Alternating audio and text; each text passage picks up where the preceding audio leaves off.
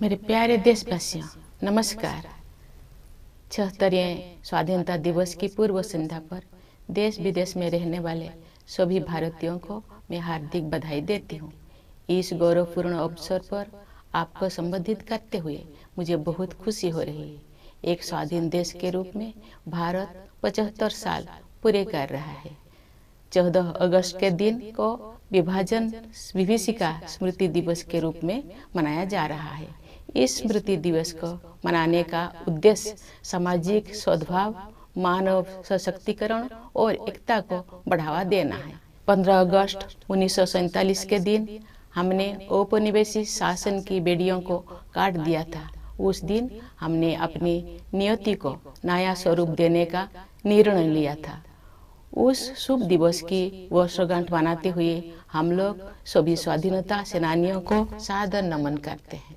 उन्होंने अपना सर्वस्व बलिदान कर दिया ताकि हम सब एक स्वाधीन भारत में सांस ले सके। भारत की आज़ादी हमारे साथ साथ विश्व में लोकतंत्र के हर समर्थक के लिए उत्सव का विषय है। जब भारत स्वाधीन हुआ तो अनेक अंतर्राष्ट्रीय नेताओं और विचारकों ने हमारी लोकतांत्रिक शासन प्रणाली की सफलता के विषय में आशंका व्यक्त की थी। उनकी इस आशंका के कई कारण भी थे। उन दिनों लोकतंत्र आर्थिक रूप से उन्नत राष्ट्र तक ही सीमित था। विदेशी शासकों ने वर्षों तक भारत का शोषण किया था। इस कारण भारत के लोग गरीबी और अशिक्षा से जूझ रहे थे। लेकिन भारतवासियों ने उन लोगों की आशंकाओं को गलत साबित कर दिया। भारत की मिट्टी में लोकतंत्र की जोड़ें लगातार गहरी और मजबूत होती गई। अधिकांश लोकतांत्रिक देशों में वोट देने का अधिकार प्राप्त करने के लिए महिलाओं को लंबे समय तक संघर्ष करना पड़ा। लेकिन हमारे गणतंत्र की शुरुआत से ही भारत ने सार्वभौमिक वयस्क मताधिकार को अपनाया। इस प्रकार आधुनिक भारत के निर्माताओं ने प्रत्येक वयस्क नागरिकों को राष्ट्र निर्माण की सामूहिक प्रक्रिया में भाग लेने का अवसर प्रदान किया। भारत को यह श्रेय जाता है कि उसने विश्व समुदाय को लोकतंत्र की वास्तविक क्षमता से परिचित कराया।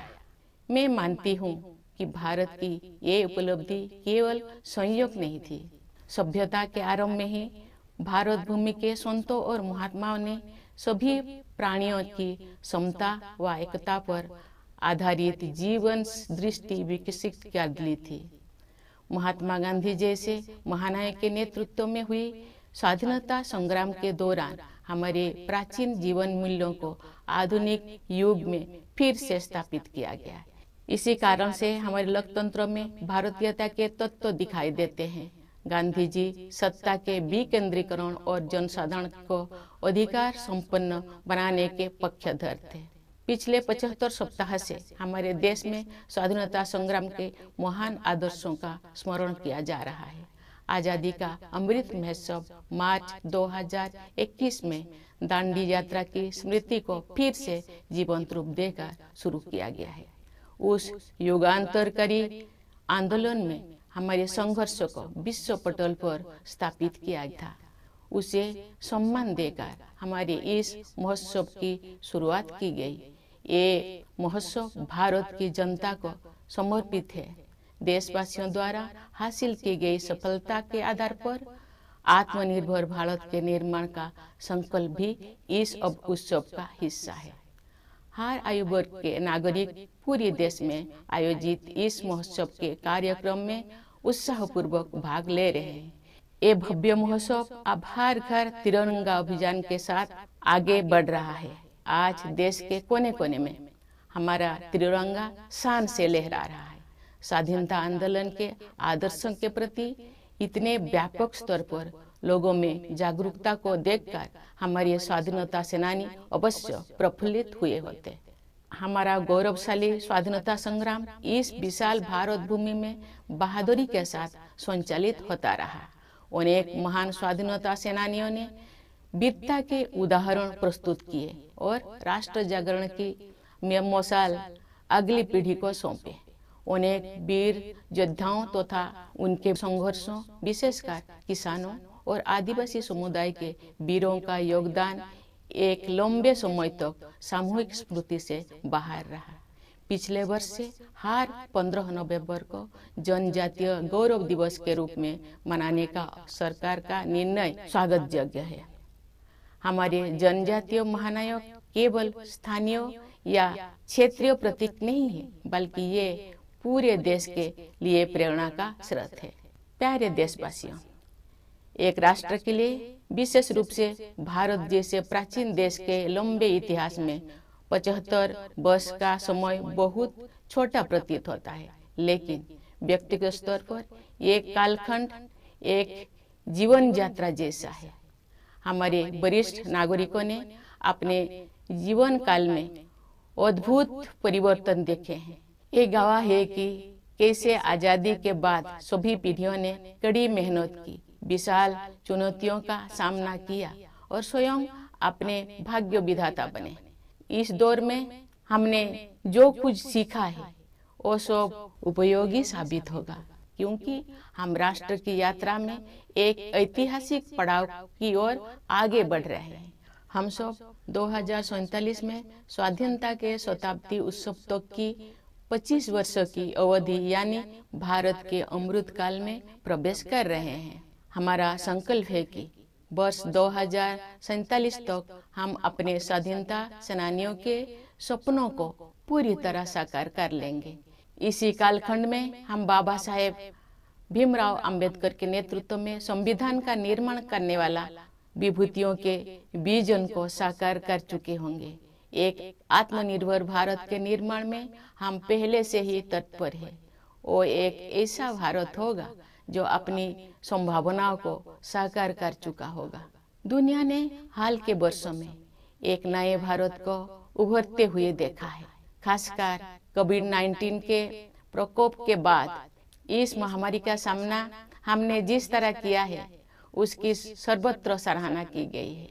हमने देश में ही निर्मित वैक्सीन के साथ मानव इतिहास का सबसे बड़ा टीकाकरण अभियान शुरू किया। पिछले महीने हमने 200 करोड़ वैक्सीन कवरेज का आंकड़ा पार कर दिया है। इस महामारी का सामना करने में हमारी उपलब्धियां विश्व के अनेक विकसित देशों से अधिक रही है। इस प्रशंसनीय उपलब्धि के लिए हम अपने वैज्ञानिकों, डॉक्टरों, नर्सों, पैरामेडिक्स और टीकाकरण से जुड़े कर्मचारियों के आभार हैं। इस आपदा में कोरोना योद्धाओं द्वारा किया गया योगदान विशेष रूप से प्रशंसनीय है। कोरोना महामारी ने पूरे विश्व में मानव जीवन और अर्थव्यवस्थाओं पर कठोर प्रहार किया है। जब दुनिया इस गंभीर संकट के आर्थिक परिणामों से जूझ रही थी, तो भारत ने स्वयं को संभाला और अब पुनः तीव्र गति से आगे बढ़ने लगा है। इस समय भारत दुनिया में सबसे तेजी से बढ़ रही प्रमुख अर्थव्यवस्था में से एक है। भारत को स्टार्टअप इकोसिस्टम का विश्व में ऊंचा स्थान है। हमारे देश में स्टार्टअप्स की सफलता, विशेषकर यूनिकॉर्न्स की बढ़ती हुई संख्या हमारी औद्योगिक प्रगति का शानदार उदाहरण है। विश्व में चल रही आर्थिक कठिनाई के विपरीत भारत की अर्थव्यवस्था को तेजी से आगे बढ़ाने के श्रेय सरकार तथा नीति निर्माताओं को जाता है। पिछले कुछ वर्षों के दौरान फिजिकल और डिजिटल इंफ्रास्ट्रक्चर के विकास में अभूतपूर्व प्रगति हुई है। प्रधानमंत्री गति शक्ति योजना के द्वारा कनेक्टिविटी को बेहतर बनाया जा रहा है।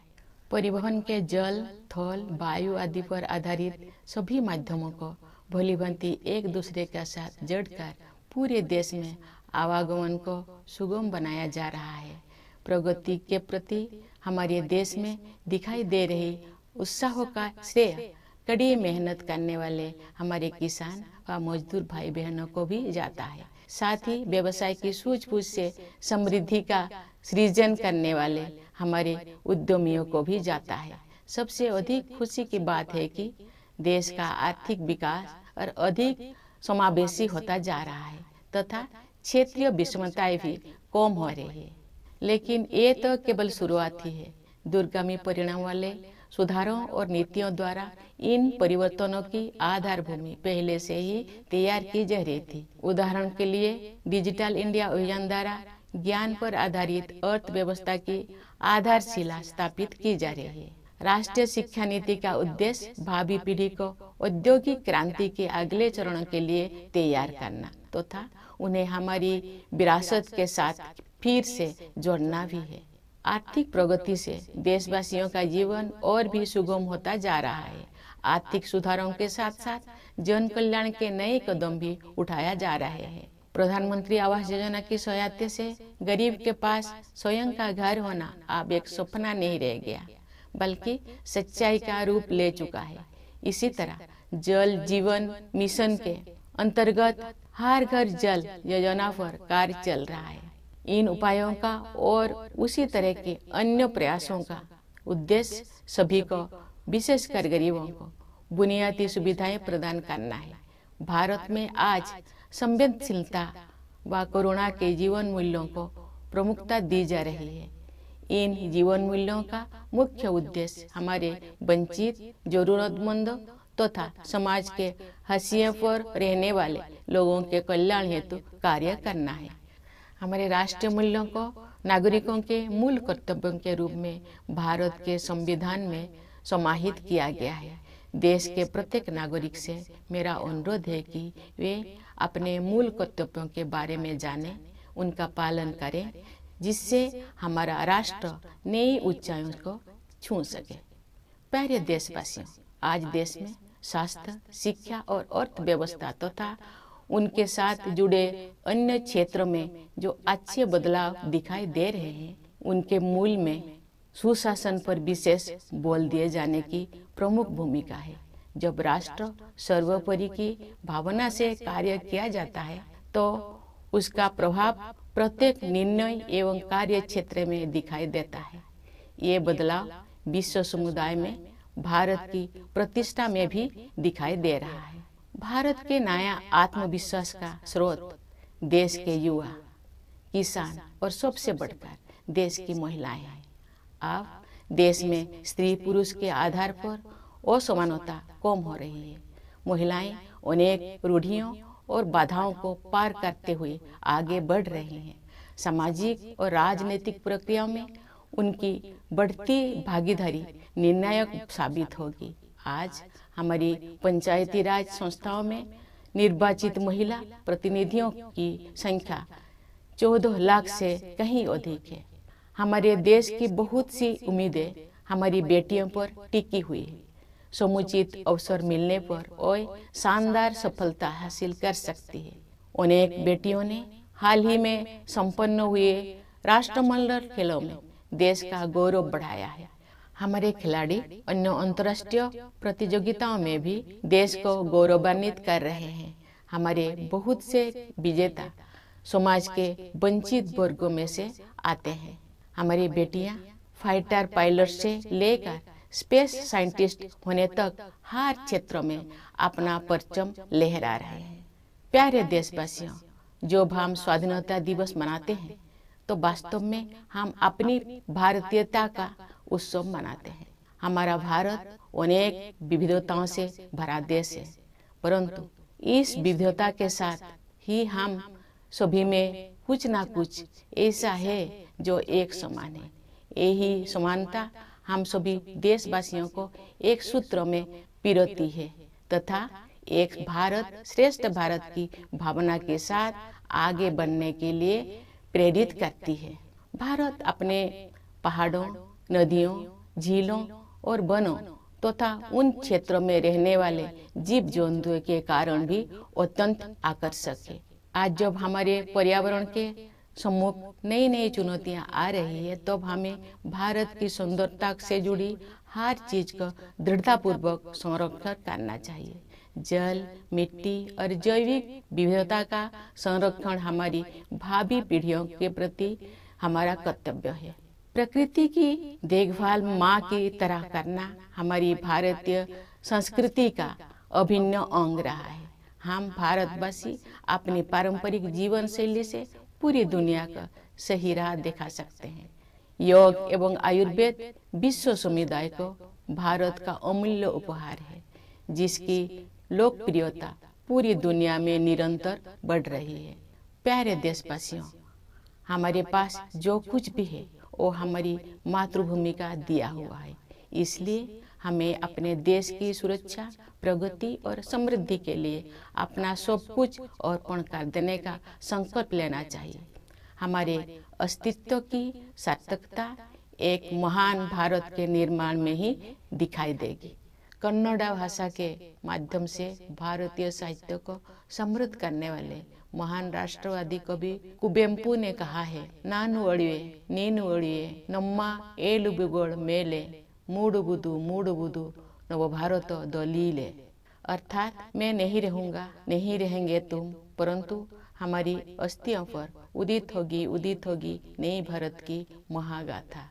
उस राष्ट्रवादी कवि का ये स्पष्ट आह्वान है कि मातृभूमि तथा देशवासियों के उत्थान के लिए सर्वस्व बलिदान करना हमारी आदर्श होना चाहिए। इन आदर्शों को अपनाने के लिए मैं अपने देश के युवाओं से विशेष अनुरोध करती हूँ। वे युवा ही 2047 के भारत का निर्माण करेंगे। अपना संबोधन समाप्त करने से पहले मैं भारत के सशस्त्र बलों, विदेशों में स्थित भारतीय मिशनों और अपनी मातृभूमि को गौरवान्वित करने वाले प्रवासी भारतीयों को स्वाधीनता दिवस की बधाई देती हूँ। मैं सभी देशवासियों के सुखद और मंगलमय जीवन के लिए शुभकामनाएं व्यक्त करती हूँ। धन्यवाद। जय हिंद।